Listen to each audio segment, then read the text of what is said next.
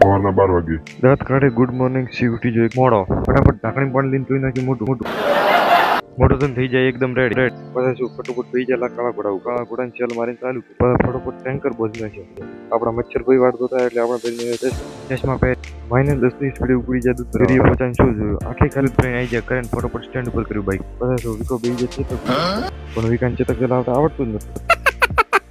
પછી આપણે ફટોફટ ચેતક ચલાવતા શીખવાનું વિકાન ઓહો વિકો ઉપડી જાય 160 ની સ્પીડે કટ મારવા પછી જો ફટોફટ પડી જાય ચેતક ફક્ત ગ્લાસમાં પાણી પીવા આ કેણું હતું મારું ચેતનમાં જઈને મેન વિકેટ લીધી ખતરનાક